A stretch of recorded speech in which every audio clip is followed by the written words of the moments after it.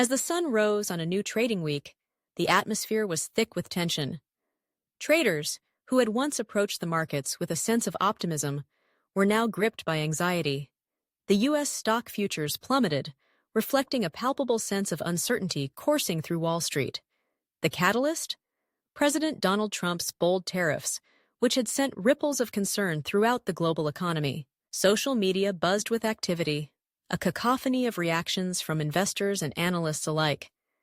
Tweets flew across the digital landscape, some expressing disbelief at the administration's aggressive stance, while others voiced their fears of an impending financial downturn.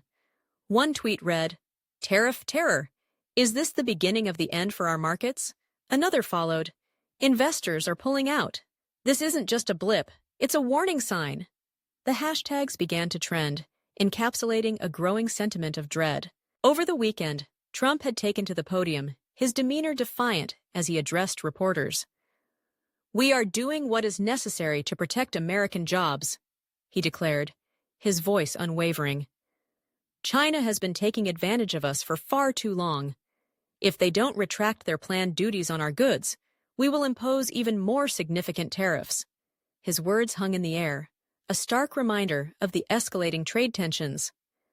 The president's refusal to back down only fueled the fears of traders, who were already skittish about the implications of a full-blown trade war. The repercussions of Trump's tariffs were felt far beyond U.S. borders. China's stock market took a sharp dive, with indexes reflecting a significant sell-off as investors reacted to the looming threat of additional tariffs. Panic spread like wildfire, and the Chinese government scrambled to reassure its citizens and markets. As the trading day progressed, European indexes also began to falter, with EU trade ministers preparing to respond to the U.S. tariffs. The interconnectedness of the global economy was on full display, as markets across the Atlantic mirrored the volatility seen in the U.S. Meanwhile, the atmosphere in Washington was equally charged. Israeli Prime Minister Benjamin Netanyahu arrived at the White House for a highly anticipated meeting with Trump. The two leaders discussed a range of issues, but the topic of tariffs inevitably surfaced. Netanyahu, aware of the potential ramifications on global trade, urged caution. "You must consider the broader implications," he advised, his tone measured yet firm. Trump, however, remained resolute, reiterating his belief that the tariffs were a necessary step in reclaiming America's economic strength.